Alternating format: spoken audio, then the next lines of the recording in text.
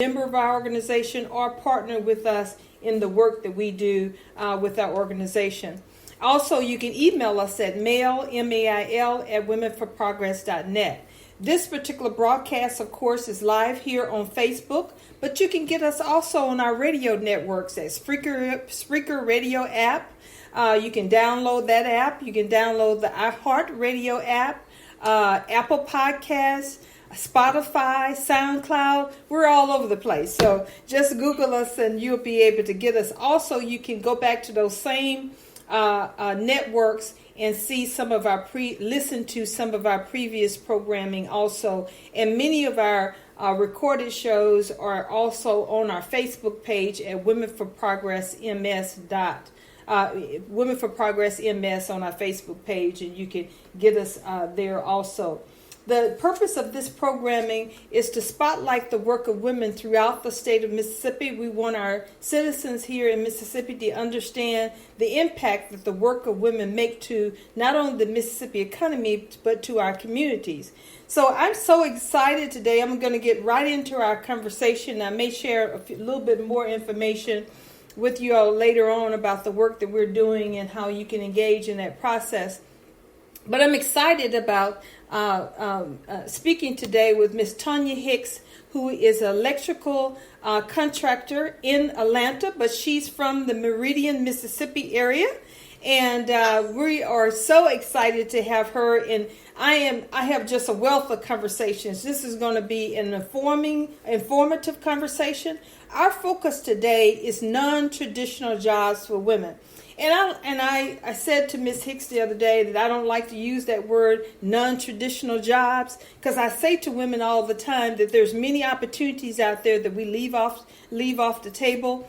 And so I look at these as not non-traditional jobs, but for opportunities for women. Because when you have a field where you have low percentage, you have 2.4% of electricians are women. Not only 9.5% own their electrical contracting businesses. That is a field wide open for opportunity. So we're going to talk about that today and about the role. We're going to use this term today, non-traditional opportunities for women. And we're going to we have an expert in the field, somebody who has worked hard at it. So welcome to the Working Woman Report, Ms. Hicks. Thank you. Thank you so much for joining me today. I look forward to when you get an opportunity to come back to Mississippi. We want to meet you, want to get to know you, and actually put our hands on you. Hopefully by then, with all of this stuff that's going on. But I want to get right into our conversation because we have a lot to cover. And one thing that you and I have in common is this thing around non-traditional jobs. My area is transportation. I've been in transportation now for almost 30 years, and I'm pushing the many opportunities for women in trucking and transportation, and another arena that's wide open for women. So I'm excited to have this conversation. But I want to get to know you a little bit more, and I want our audience to get to know you a little bit more by talking about growing up in Mississippi. Now, what was the catalyst for you into this career as an electrical contractor? I wanted to find a job that I was going to be able to use my math skills. I went to Central State in Ohio on a scholarship for mathematics, and I wanted to actually work for the government, like cracking codes and all the sci-fi stuff. And my one of my professors was like, those opportunities are not readily available for women. And he said, well, it's best if you go into teaching, become a math teacher. And I don't want to be a math teacher. I don't want to be a teacher at all. Most of my family are teachers and nurses, and I just didn't want to do anything. I'm not good at anything medical, and I don't like teaching children to that capacity, So I came home for the summer, and I got a job on a construction site as a summer job. And I saw the electricians. This was at a paper mill in Pennington, Alabama. and they had electricians, industrial electricians, and they used mathematics all day. I was like, well, this is what I want to do. And I didn't know at the time, because I was so young. I was like 20 years old. I didn't know that it was supposed to be hard. I didn't know that it wasn't many women doing it. I didn't even know it wasn't many African Americans doing it. And I just thought that's what I was going to do. And I found out that the International Brotherhood of Electrical Workers, their next class was coming up, and I applied. And I was the only woman that applied at that time. And they had informed me that 3 white women had tried before me. And they asked me what made me think I could do it. And I said, well, I don't know much about white women, because I never grew up around white women. But I knew about black women. I was raised, we can do anything. We do anything and everything. Right. So I was like, well, I don't know much about that. So, and that's what I did. It took 5 years, but I stuck it out. Well, that's exciting. And I think your conversation and what you're talking about is not only relevant to Mississippi.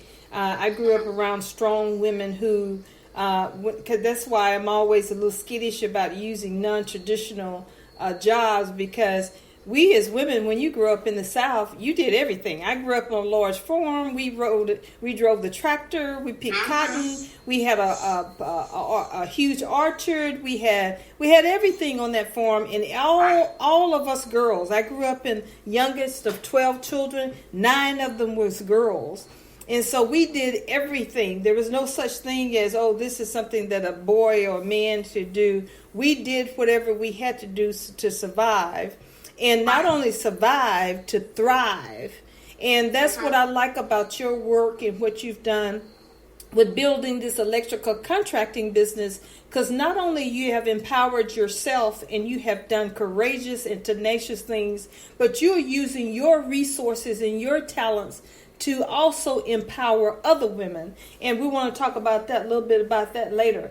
But I want to talk a little bit more about this field of electrical contracting and becoming an electrician, because one of the things we want to get across today for women is to know what is the cost of entry into these opportunities. What are some of the challenges? So what were some of the challenges to you becoming an electrician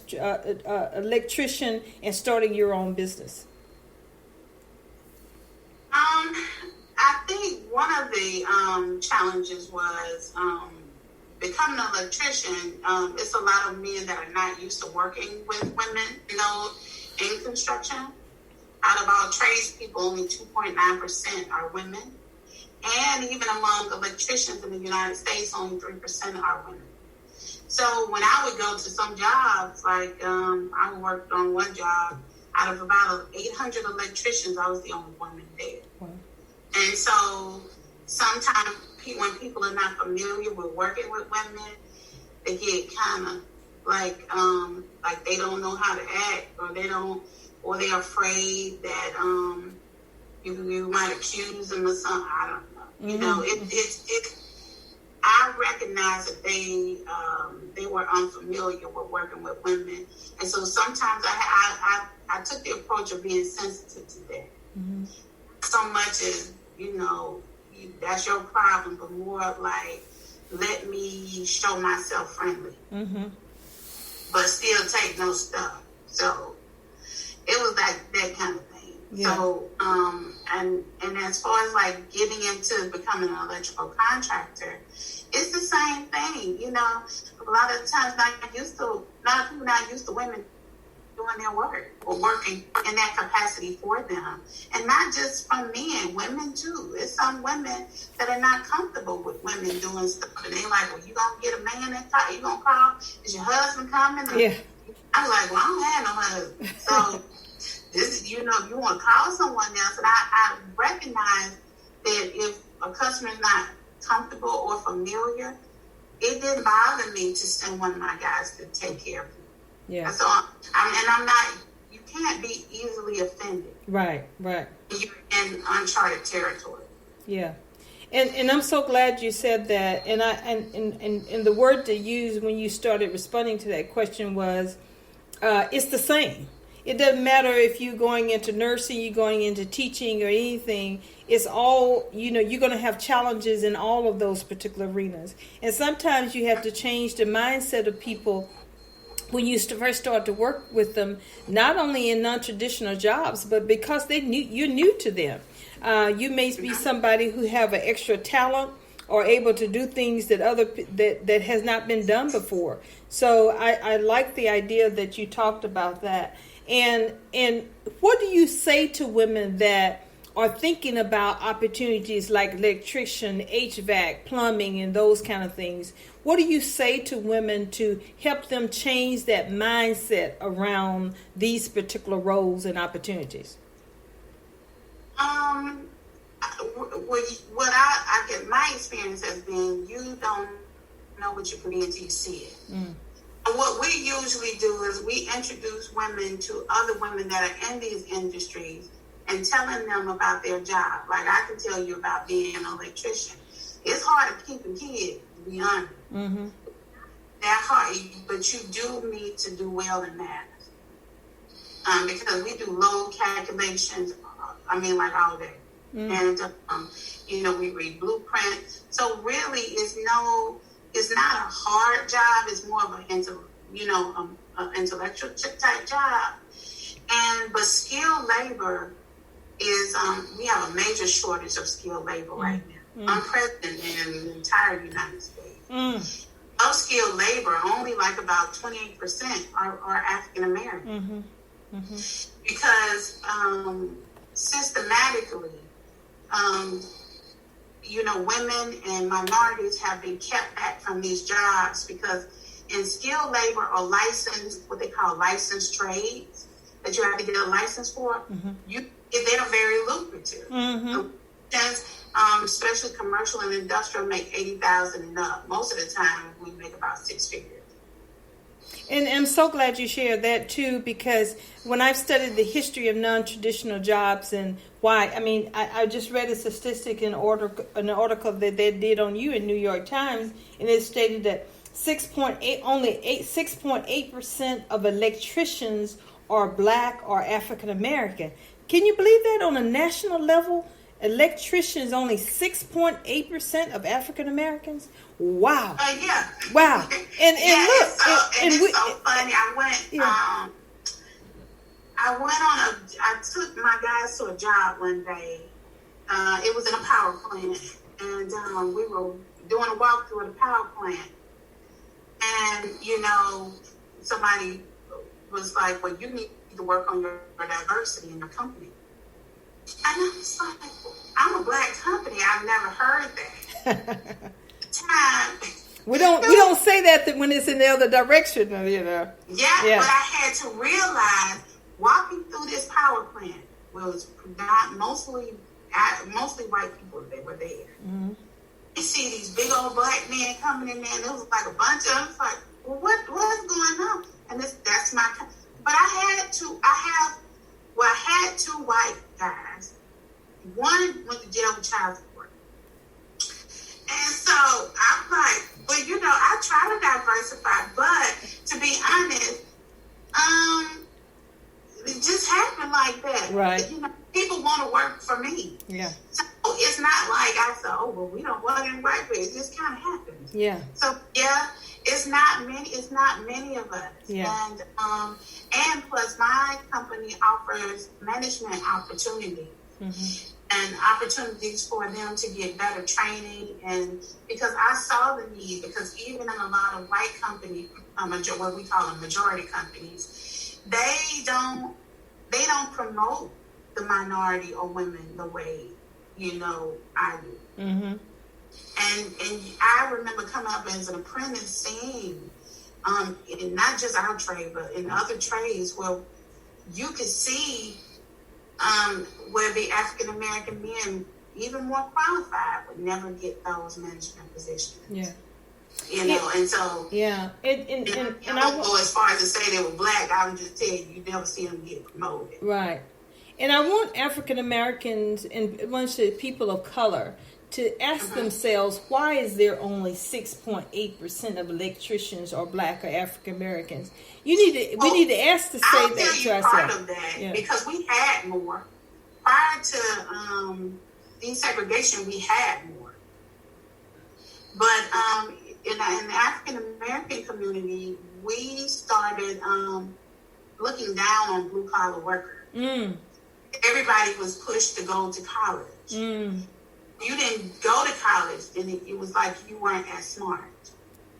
And even today, sometimes when I talk to different people, it's like, it's almost like, well, college isn't for everyone.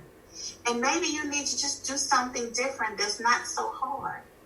When they have no idea the level that you have to be on intellectually, even do what I do. Right. It's kind of funny, you know. Like, and if you got electrical problem going on in your home, it's not like you're going to pull out a screwdriver or two pack and do it yourself. 100% of the time, you got to make a phone call to somebody. So you ought to know how specialized it is. Yeah. Mm-hmm. Yeah.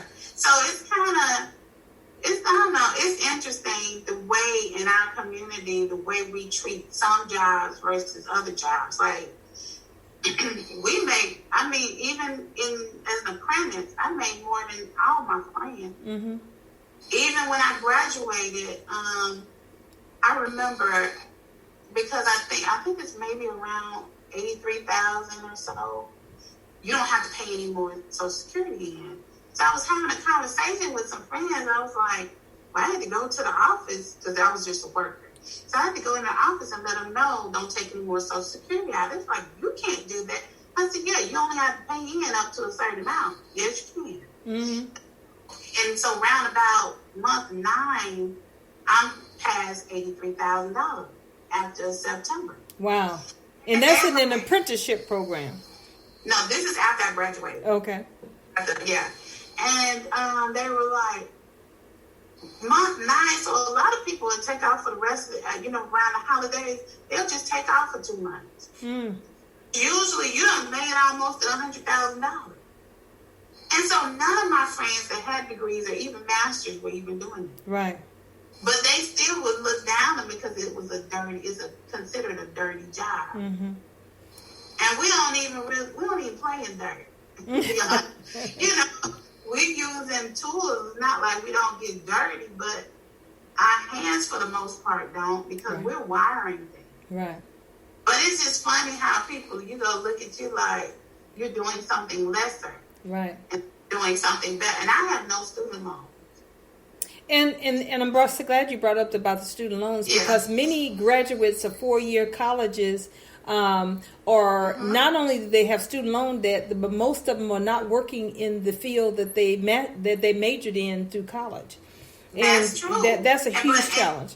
And even now, for the first time, construction workers are seen as essential workers of America. And usually we're not seen as essential unless it's been a major disaster like a tornado, hurricane, earthquake, something like that. Then you are essential because you're part of the rebuilding process. Right. But even today, we have to keep the infrastructure working. Mm-hmm. So we can't even be at home. So really, a lot of the times, people don't appreciate the work of the blue collar worker till they're in need or they're disaster or there's no power or something. Right. Yeah. Well, this is amazing. I want to talk a little bit about what you have brought up, the apprenticeship program. What about what about the opportunities that's available for apprenticeship? Is there many out there, or is it very limited? Is access to entry to them difficult or hard? Tell us about what's happening in Georgia, and I know here in Mississippi there's very few, and many in our communities of color. And for women, a lot of women and people of color are not even aware of those opportunities. Well, apprenticeships in Jackson, they have a local there, and And in Meridian, there's a local. There's another local in the south of Mississippi. But every local brings in apprentices every year. And you do have to take an aptitude test to make sure, I guess you mechanically plan or make sure you at least, got your bearings together to do this type of work, because you still have to go to school. It's 5 years to be an apprentice to become a journeyman in the union. Mm. It's pretty tough. So in college, I went through up to 3 different calculus, and I still would have to work hard to work on my load calculations and different things, voltage drop and different things that we have to calculate. And it's really hard, especially in an industrial setting, because I'm an industrial electrician. We did some commercial, but I did mostly industrial. So when you're working in steel mills, paper mills, car plants, it's very intense where you can't make mistakes. Mistakes cause you to possibly lose your life or someone else to lose their life. Mm-hmm. And so safety is very critical. So to get into the union, it's a challenge, because they only take in so many, and they have not been African American, and they have not been women. I'm the first woman in my local, period. Mm-hmm. And that's... And your local is in Atlanta, by the way, so that has to be pretty low. No, my local is in Meridian, Mississippi. Okay, all right. That's where I became an electrician. And then when I graduated, I came here. Mm. Yeah. Now, I want to talk a little bit about some of the things you all are doing in Atlanta. The Women's Entrepreneur Initiative in Atlanta, which is a city-funded incubator for women-owned businesses. Tell us what kind of work and about the work that you all doing in this particular initiative around empowering women. Now, in the Women's Entrepreneurship Initiative, it was an initiative started by Mayor Kasim Reed, which is the mayor before Mayor Keisha Lance Bottoms. And he started that initiative to help women businesses. So they chose a cohort of 15, and I was in that first 15, but it wasn't for my electrical company. My electrical company this year is 20 years old. It was for I have a company called Women Do Everything. And at that time, I had to decided to have a company to make home repairs for busy, successful women. Because I saw a lot of women that were having challenges or getting taken advantage of by contractors. Just like when you go to a mechanic or something, they take it. Sometimes the men would take advantage of us. And so that's what I started it. And I had this dream of having all these women working with me, women plumbers, women HVAC technicians, electric. Well, that didn't happen because I couldn't find it. I couldn't find it. And I was like, well, what are they? And I started looking, and they have this organization that was created during the time that the stadium was being built for the Falcons. Mm-hmm. And then they were supposed to be training construction workers. And I was like, well, I'll go over there and I'll just get some construction workers if they have any that are not working at the stadium. And when I got there, the man said, well, we didn't steer the women toward being in construction. We steered them toward janitorial. Clean it up. And I said, well, why is that? Well, we wanted them to be more marketable. Once the stadium was built, they had other options. I said, so let me get this right. Because, my Mississippi side came out. Let me get this right. So you're located in the West End, which is the west of Atlanta, where the median income for African Americans is $21,000. And 80% of the households are female-led households. And so you chose a path for them to be in janitorial and hospitality where you only make a little better than minimum wage. These women are already sweating and working hard and getting dirty. They might as well they could have made $20 more an hour. But you chose for them women and their families to stay poor. He was like, well, now, it wasn't even his thing, child. I was getting on him. I had to catch himself. But I had to think about it and what my grandmother taught me. You don't complain about nothing you ain't going to do nothing about. Yeah. And that's the day I decided I want to train women and bring women to our industry and help them make more money.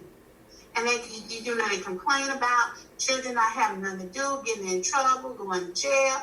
Well, their mama ain't even making no money to pay the light bill.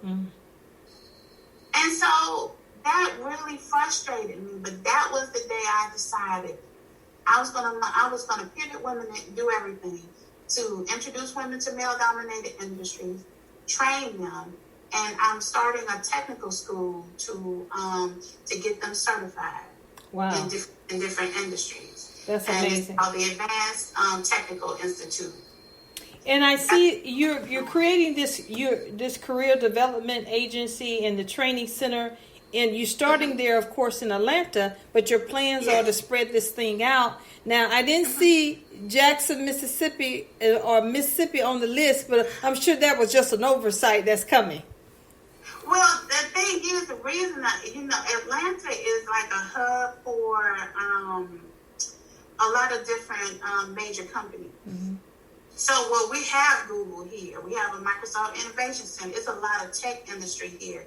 And so the Advanced Technical Institute, the jobs that we're training women to be in are all male-dominated industries. But we're only training women for jobs for the future. So whereas we're working in agriculture, so say agriculture is something we're doing, is an industry we're focused on, but we're only training women in ag tech. That's agriculture technology, farming, installing devices and equipment like robotics, things that will help advance agriculture. I did not want to train them in something that you already can do. It's like my company is working around the world in Singapore, and we're working on a relationship with the companies in the Netherlands. I have clients in London, and all this. I don't see any of us. And you know what? I'm gonna be like Harry. I'm gonna be like Harriet Tubman. I'm gonna have my own little Underground Railroad. I'm gonna get these women. And I'm gonna come help them make some money, because with my electrical company, I had a bonding agent ask me, "Why are you doing all this? You could be making just so much money.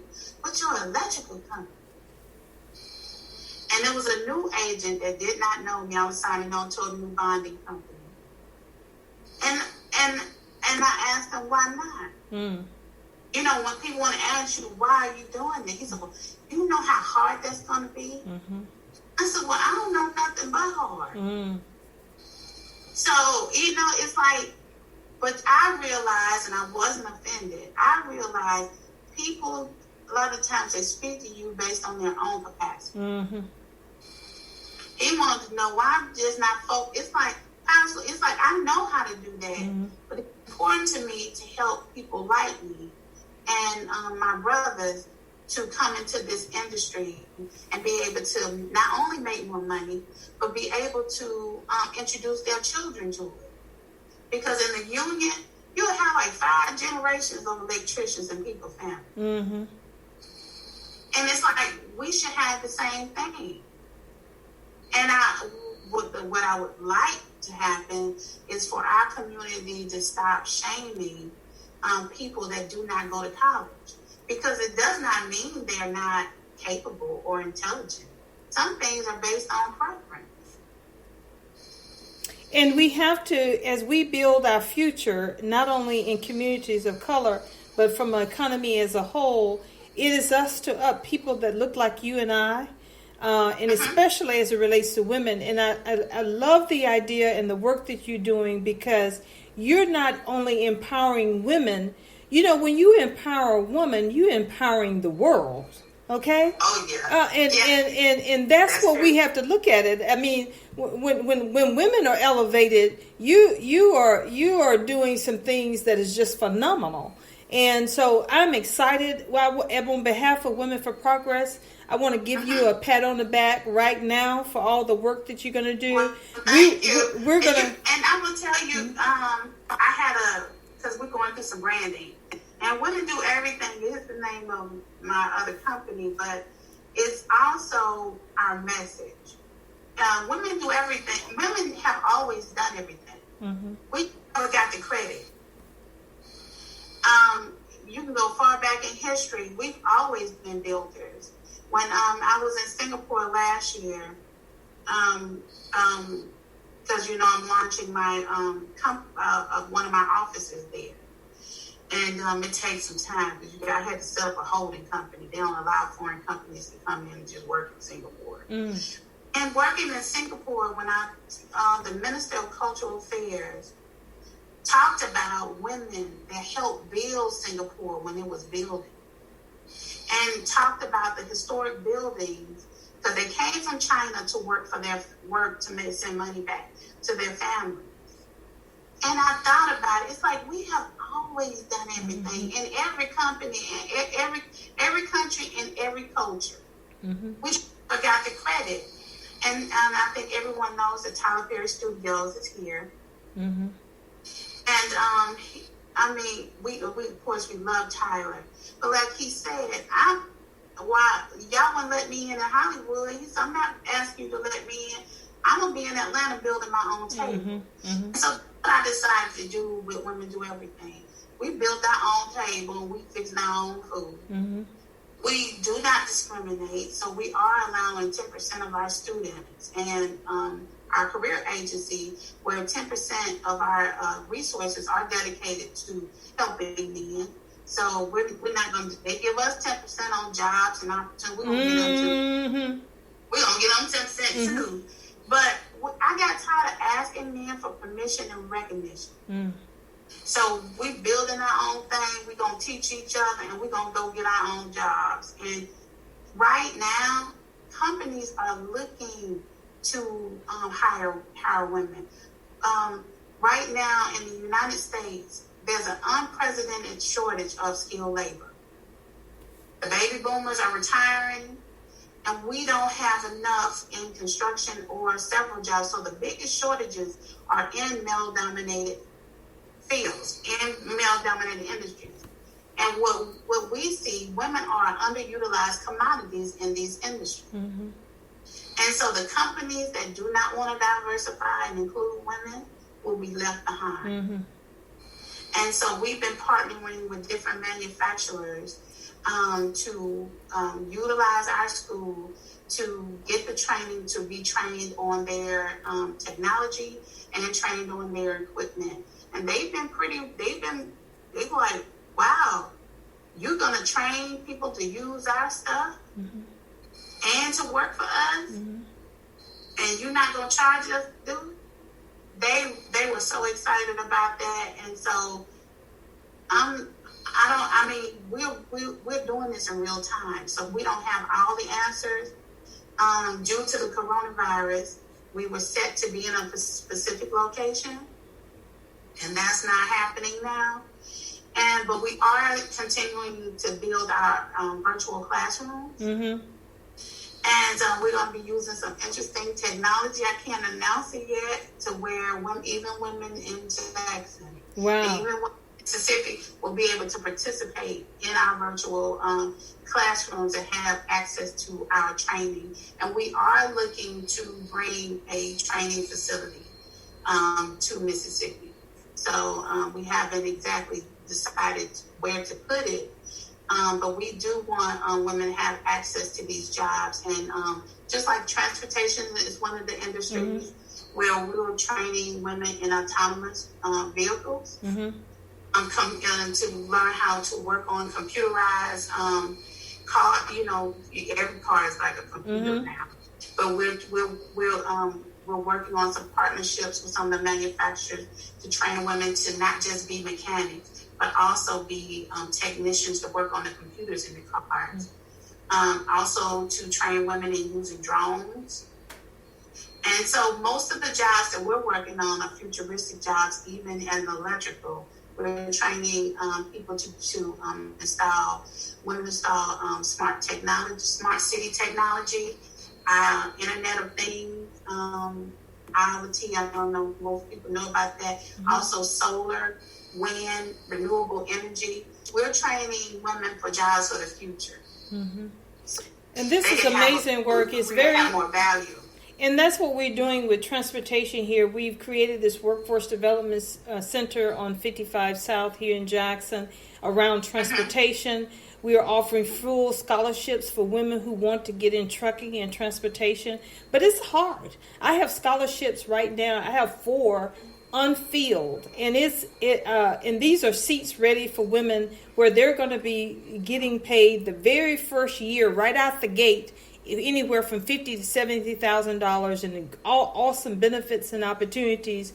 And so we're giving women this free ride opportunity, and it's still a challenge. It requires a mind shift. We as women, as I talk to women, and I share the opportunities, I think sometimes even when they hear the numbers, because many of them have been struggling at $15,000, $20,000, $25,000, $30,000 a year. And when I give them these numbers and say, in 4 short weeks, this is the amount of money that you can be making, these are the benefits that you can be making, and these are the opportunities for ownership. And you don't have to be a truck driver all your life. You can become a recruiter, logistics managers. You can own your own fleet of trucks, and go on and on and on about these opportunities. I think sometimes they stare at me like, yeah, right, that's going to happen.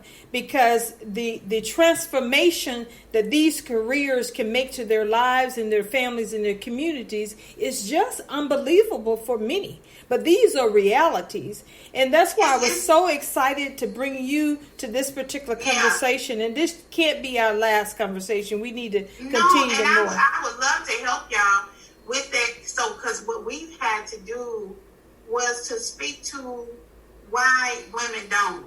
Sometimes, especially when they're younger. If you younger children, helping them to build their life or their support system in a way they can be supported in having their children and working that way. And also, it's a lot of it's a tougher environment as well. So that's why we serve as a support for women, because I grew up in a poor community and in the project. So I grew up in it was already rough. So being in construction, it wasn't, it wasn't tough for me because it wasn't no rougher than being at home. But sometimes I think, like you said, it helps to see women that are doing it. Yeah. Also for them to communicate, how did you build your life around this? It's a lot of women that actually are team members with their husband. When they drive in teams, because when you go on long hauls, it takes 2 drivers. And then another thing is, there are a lot of trucks now that are autonomous. And we connect with some of these companies. And now that I know you're in transportation, I'll connect you with them, because legally, even though they're using trucks that drive themselves, but they still have to have a licensed driver in there. Because just like in a plane, the pilot ain't driving the plane flying itself, but they pilot in there to override certain things when it's time to land or time to park. The same thing that they would do So I think it's showing them what the future of trucking looks like, but it's also showing them the quality of life they can have and how they might be able to manage their lifestyle. Yeah. Because it is tough. People don't always treat you right. So it is some challenges you have to face. They don't roll out the red carpet for you. Right. You do have to have a support system. You have to have a sense of who you are. You have to be confident in who you are. You have to be confident in your capabilities and what you're doing. And we connect as women in trades. We connect on Facebook. We have our places to cry, cuss, and complain, because you need that as a woman. And so I totally, now our school is not free. I don't really believe in free opportunity. I believe you need to have some skin in the game. Thank you. Now, because when you are paying for something, you invested in something, you treat it differently. It's just, I mean, to be honest, that's what it is. It's like, so we kind of approach ours as, not only are we offering you an opportunity to make money, we're offering you an opportunity to make a better way, from your children and your cousins and you, and just people that are coming behind you. So I understand, like in not just Mississippi, but a lot of places, even in a lot of inner city kids in certain areas, they lack hope. A lot of the time, you can be around people not doing something for so long, you don't see no. Why would I want to go do something? Ain't nobody else doing nothing. I think sometimes energy is contagious. You know, excuse me. You have to be exposed to people doing more and wanting more, so it can catch on. So I think I'm glad you brought that up, because I really hadn't thought about that a lot, because in Atlanta, it's a hustle in Atlanta. You have everybody got 2-3 jobs. And I told my sons, because I was on FaceTime with my sons today, I told my sons, it's like, if you're around people that ain't doing nothing, you're not going to do nothing. Or it's going to limit what you can do. Right. And so I do think we need to work on a mindset and maybe getting around or exposing them to other people that are doing different things. Even, I don't always say that Atlanta is the best place or whatever, but it's like we're in a bubble here. As soon as you leave outside of Atlanta, it's certain people that remind you black. Yep. Or you did. But here, everybody black in charge. And I had and I don't want to do black, white, but to be honest, I had this white guy from Alabama said he was working for his company in Atlanta. He said, there's a lot of black women in charge. I said, well, what do you mean by that? We were at the City of Atlanta wastewater treatment plant. He said, well, the mayor's black. He said, the woman, the commissioner over the Department of Watershed is a black woman. He said, then the woman that's over security for the watershed, that's a black woman. You over your company. He said, I've never seen so many black women in charge. And I thought to myself, to us, it ain't no big, we don't think about it. Yeah. We working. Yeah. I thought about that. Him coming from Alabama, from wherever he is in Alabama, here, seeing a woman mayor, even the police chief here, a black woman. I was like, he said, y'all fund everything. And so another one was standing by. She said, you got that right. But I kind of understood, because I'm from Meridian. Right. So I understood what he was saying. Yes. As a white man and not having the same level of privilege. Yes. Yes. Because you go through us here to get to everything. But Tonya, you said it, as women, we have to know ourselves. And when we know ourselves, not only, especially our history of the bold women that came before us, we have to really be comfortable in our own skin. And we have to really, I like Amon used to say a lot of times, is we have to own it. We have to own who we are and everything that we are. So when we get the moving in these places and sitting in tables that we haven't been allowed to sit before, we feel comfortable in this space. And that's what has to happen. And with the work that you are doing to empower women, and when we see women like you who are going all over this world doing your thing, that's empowering. That's empowering stuff. And we need to spotlight more women like you not only to share the work that you do and the information and the opportunities, but also to help women to know that they can stand their ground. They can stand in their heels, and in our cases, stand in their boots in any avenue, any industry that they're in. Right. You know what? And I think I came from Mississippi this way. You know, sometimes people think coming up or being here for so long, because I moved here in '98, they were like, "Oh, well, you know, that's why you go." And it's like, no, I came from Mississippi knowing that I was happy to be a black woman. Mm-hmm. If I die today, I don't want to come back as nothing. And because my grandmother instilled that in me, how blessed I was to be a black woman.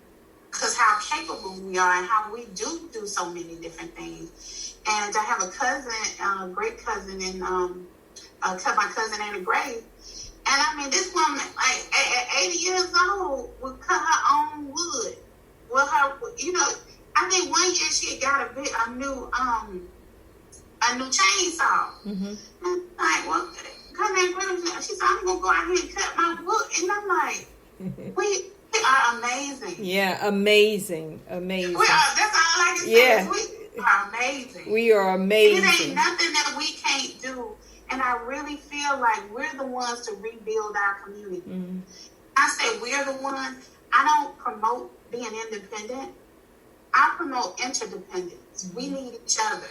Mm-hmm. We have to set it in motion.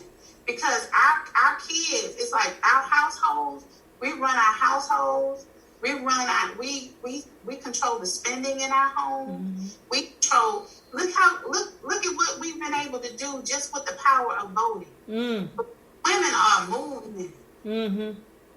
And I really encourage everyone that is watching or listening to just think about our ancestors. Mm.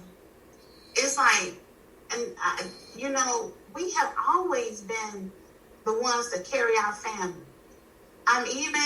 Even in times of slavery, you know, to take care of our own house and go to the main house, or either go to the field, have to work at the house, to take care of their children, and they deal with master. Mm-hmm. Even if you're in the fields having to work all day, you still got to come home and take care of your own children and your own husband. Mm-hmm. Mm-hmm. And the one thing I wish we did more of is to take better care of ourselves. Yeah. It's like we can't be everything and shouldn't be everything to everybody every day. Mm-hmm. Mm-hmm. Somebody ain't going to get something today because I got to take care of myself. Yeah. So I do wish from therapy to relaxation, whatever we need to do to start taking care of our bodies and our mental health. Mm. Well, what do you do, Tonya? We're gonna downshift this conversation now. We just got a couple of minutes left. This has been powerful. I look forward to networking with you, to working with you. You know, we're gonna have to make you a member of Women for Progress right away. But I want to get us on the downshift side of our conversation and get a little bit personal, because what do? You talked about self-care, which I think a lot of us women, we could even be doing more and empower our lives more if we didn't always have to be doing these 10 different things and 10 different hats that we have, because we have no time to think about our work, to think about ourselves, think about what brings us joy, what brings us satisfaction, and even think about our future, what we want our future to look like at a particular age. So what do you do for self-care? I mean, you have companies all over the world now. You have a large staff that you're dealing with. You're a mother of grown children. So what do you do for your self-care? Well, actually, around 2010, I had to actually go into 2009, I had to go into stress management therapy, which I didn't even know what that was. I didn't even know it was a thing.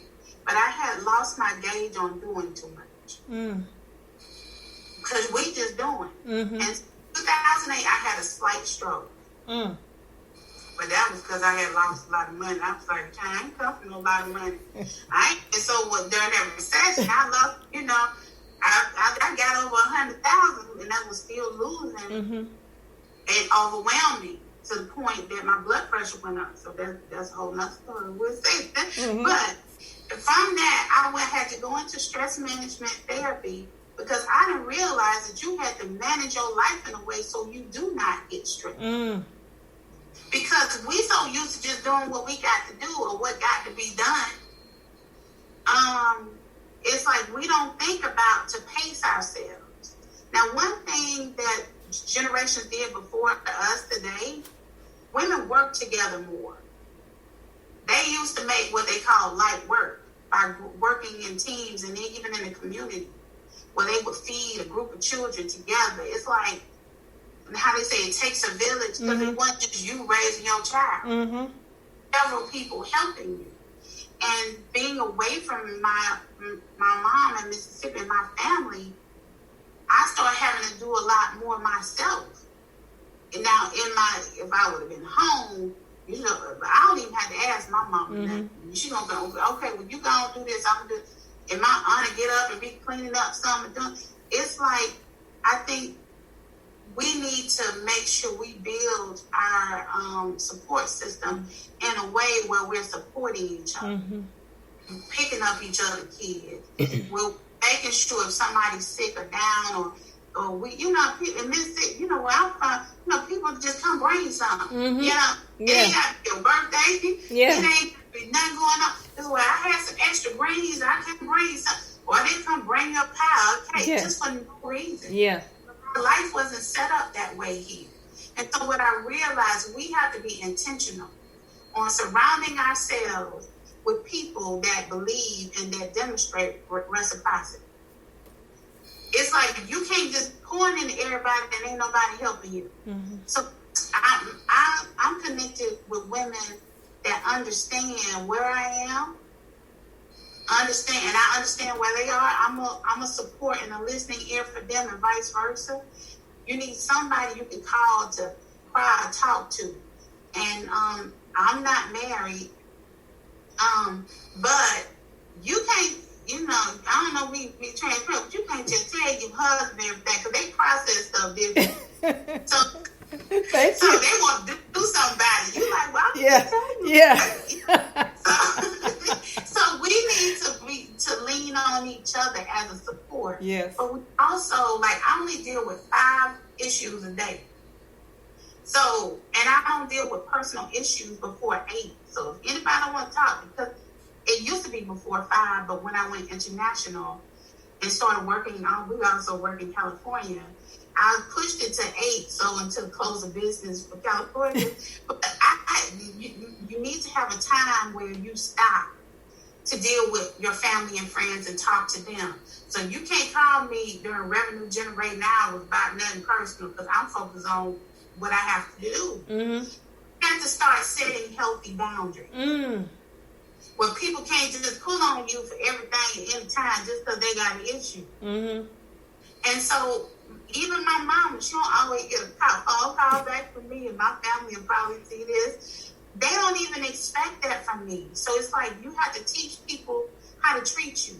So if I don't call my mom and say, well, I know you was working. I know you will call me because, you know, I folk for real about them bills. They like, should you pay your bills?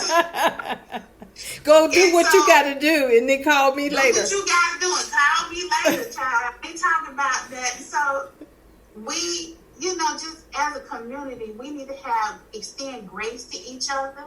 Stop being so judgmental and putting pressure on people. So I don't allow people to put pressure on me or even to rent space in my mind. So I leave my mind clear for what I need to do and what I need to. So if you got an issue, I ain't thinking about it no more past the time I walked away from it. It's like not allow people to rent space in your mind.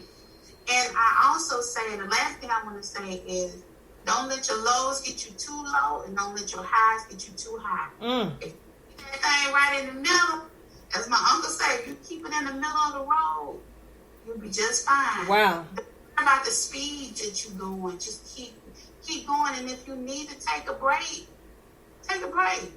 And then you can get back started. So I don't even allow people to put their timelines on me or even pressure on me for anything. I run my own race at my own pace, and I had to learn how to be my own cheerleader. Because people not going to always celebrate you. You got to learn how to celebrate. Because that was me. I didn't even take time to celebrate my wins. Wow. As soon as it happened, as soon as I win sometime, I'm on to the next thing. So when people even mentioned the New York Times article, and I was like, yeah, so, that's great. Mm-hmm. It is great. But I don't keep my mind focused on my accomplishments. Mm-hmm. I focus on the next win. Yes. That's just win for the next victory. The next destination. For the next victory. So yeah. I think the guy that's the quarterback for the Patriots, Michael Strahan was interviewing him, and he was like, "You got 5 Super Bowl rings or 4 Super Bowl rings." He said, "Which one was the most meaningful to you?"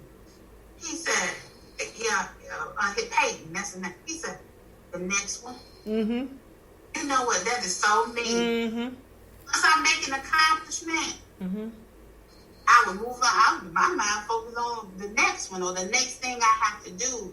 So I say that to say we need to celebrate in that moment and allow and invite people to celebrate with you. That's what I'm learning how to do. Because people will say, "Well, I didn't know you was getting that award. Well, I didn't know this was happening to you." Because we were taught to not make a big deal about you. Right. Be stuck on yourself. But there's nothing wrong with allowing people to celebrate your win. Come together and celebrate it. And even taking the time to celebrate someone else's win. Mm-hmm. It's like, I think as Black women, we so used to doing stuff. We got all these degrees. We got all these accomplishments. And then we wonder why people ain't treating us right. They don't even know what it took for us to get there. That's right. We put our points on the board. We don't tell people what it took for us to make it this far. We make it look too easy because all they see is the final. All they see is the final. All they see is the final. And I think we need to stop doing that. Yeah. You know, I say men want to be celebrated for everything. They can take out the trash. They're like, "You see, I took that trash." And we need to do the same thing. Yeah. We need to put our points on the board. Right. Allow our children and our loved ones to see what it took for us to make it, to work all day, make it through traffic, work out, and then come home and fix you some food. Mm-hmm. You know what all I went through to come do this for you. Mm-hmm. And I tell my kids that because I want them to know you got to appreciate what I bring to the table. Mm-hmm. And I'm thankful that I have done that because my sons are like, "Mama, my sons do whatever they can to help me." I was just on a business call with them earlier about something I'm doing and telling them the support I need from them. Mm-hmm. One is doing a little a logo for me, one's doing a website, and another one is working on. I was like, we need to involve our children in what we're doing. Mm. You remember, our grandparents, our moms, they didn't care about it taking you forever. You gonna sit there and do it. Mm-hmm. You had your own bag of peas to share. Mm-hmm. How long it took you? You need to get. But sometimes I think us wanting things done a certain way, or done things in a certain time frame, we take over the work, not realizing we're stunting their growth. Mm. And then we wonder why they don't appreciate us, but they don't have to do that. That's right. Yeah. So I know we weren't supposed to go this. Oh no, this has been amazing. And look, I was looking at all the feedback on the social media. People were saying, "This is awesome conversation. Who is this woman?" So we're gonna have to bring you back. I tell you, I feel like. But do they have any questions? They are just ecstatic. I just see all types of hearts and excitement and blowing up. But let's make sure that we put on our agenda again to bring this conversation back, because we want to invite the women back to start asking questions of this conversation show. We're going to share and this. Last night I was on a Zoom with the I can't think of the name of the organization, the Women of Color organization. Mm-hmm. And they had Zanona Clayton on there. Guest. And it was like, I don't know, I think it might have been 100 women on this call, on this Zoom, listening to the Miss Anona Clayton pour into us. Mm-hmm. And I felt like we were all in the living room, and around her, listening to her. And so maybe we can even orchestrate something like that. Yeah. And people to be on the Zoom where we can see the chat and answer any questions that some may have. Because there's so much we can learn from each other. Mm-hmm. I love to see not just black women, just women doing their thing. Mm-hmm.